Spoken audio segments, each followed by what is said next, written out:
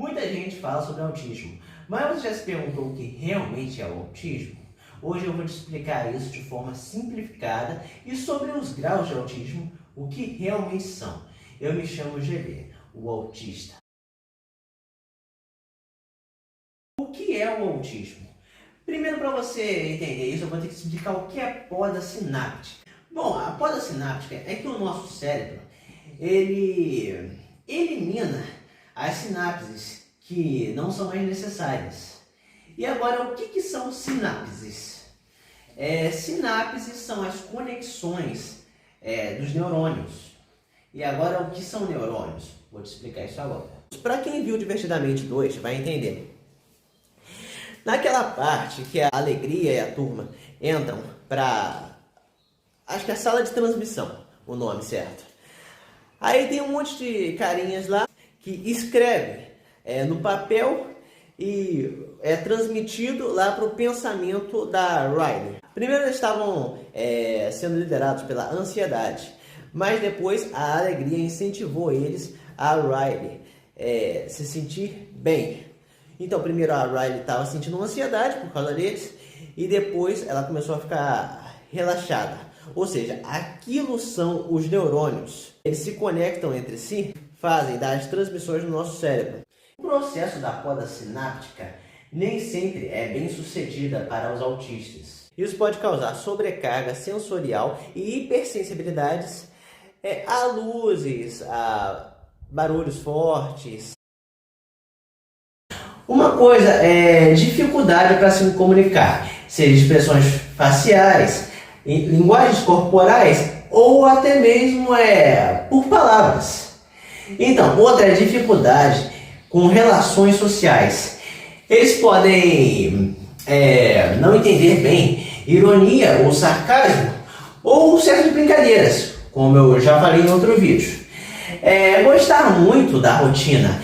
Sair da rotina para muitos autistas podem fazer uma coisa inesperada que possa acontecer. Pode deixar eles muito ansiosos ou tristes. E interesses muito fortes também pode acontecer. Quando ele fica com um foco imenso naquilo, como dinossauros, números ou algum livro, e só quer falar sobre aquilo, só quer aprender sobre aquilo. Outra coisa é sensibilidade diferente. Bom, coisas como luzes fortes, som altos e até mesmo roupa, né, podem incomodar muito mais. Eu estava falando de certos tipos de roupa específica. Podem incomodar muito mais do que para pessoas neurotípicas.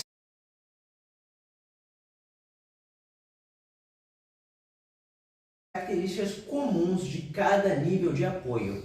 Primeiro, começando pelo 1. Fala fluente, mas com dificuldade para iniciar ou manter conversas.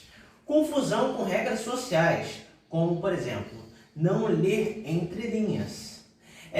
Rotinas rígidas e ansiedade com mudanças inesperadas. Interesse muito intenso e específico. Exemplo, sabe sobre um tema. O nível de suporte 2 são fala limitada ou uso de frases curtas e repetitivas. Dificuldade clara em interação social. Não responde como chamado, como exemplo. Comportamentos repetitivos visíveis, como balançar o corpo, girar objetos. Agora o nível de suporte 3. Características comuns nele são, por exemplo, pouca ou nenhuma fala funcional, o que significa que ele praticamente não fala, isso quando ele fala. Pouco ou nenhum interesse em interações sociais. Comportamentos repetitivos frequentes, às vezes autolesivos, bater a cabeça, por exemplo. Hipersensibilidade ou hipossensibilidade extrema. Pode não sentir dor ou se assustar com sons leves. Agora vamos falar sobre os desafios do dia a dia. No nível de suporte 1, o desafio do dia a dia é fazer amigos, lidar com críticas ou ironias, participar de grupos ou reuniões sociais. Nos níveis de suporte 2, comunicar necessidades básicas, participar de atividades em grupo, lidar com frustrações ou imprevistos. No nível de suporte 3, já é realizar tarefas básicas, como comer, se vestir ou ir ao banheiro. Comunicar dor, fome ou emoções, estar em ambientes comuns, como supermercado, escola ou transporte. Já o apoio necessário. Bom, para os autistas de nível 1 de suporte, os apoios necessários são terapia ocupacional ou fonoaudiológica, ajuste na escola ou no trabalho.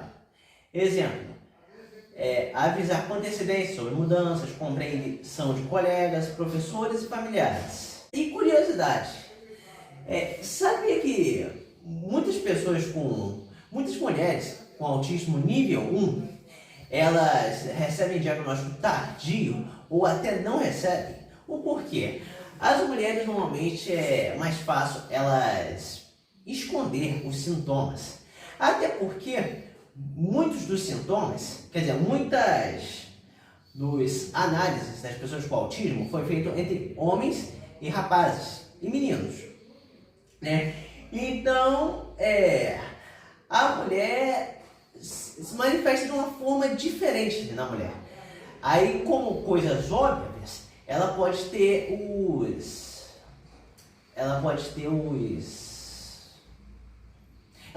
reações de depressão, ansiedade. Bom, já o nível de suporte 2 precisa de acompanhamento constante em ambientes escolares ou escolas ou sociais, uso de recursos de comunicação alternativa como pranchas de imagem ou apps, rotinas previstas em ambientes adaptados, menos barulho, mais calma. E no nível de suporte 3, precisa de cuidadores ou profissionais presentes grande parte do tempo, terapia multidisciplinares como fonoaudiologia, psicologia ou terapia ocupacional, etc. E ambientes altamente adaptados e seguros e o uso de tecnologias assistíveis. Importante, esses níveis podem mudar com o tempo, se a pessoa receber o apoio certo. Não é da inteligência. Há pessoas não verbais que conseguem resolver quebra-cabeças incríveis com o nível de inteligência. Ninguém é mais ou menos autista por causa do grau. Porque o nome certo, como eu disse, não é grau. Nível de suporte, quanto apoio a pessoa precisa. O que realmente importa não é sobre o subtipo ou sobre o grau de autismo. É você olhar para a pessoa e perguntar do que você precisa para se sentir bem. Evite dizer é autismo leve, como se fosse fácil, ou é grave, como se não tivesse valor. Precisa dizer, essa pessoa precisa de mais ou menos apoio. Ela é autista e também é engraçada, criativa e determinada. Autismo faz parte dela, mas autismo não é tudo que ela é. E se você gostou do vídeo e quer ver mais vídeos assim, você curte, se inscreva e compartilhe. Cada curtida, comentário, compartilhamento e inscrição ajuda a espalhar mais o respeito sobre o espectro autista. É isso.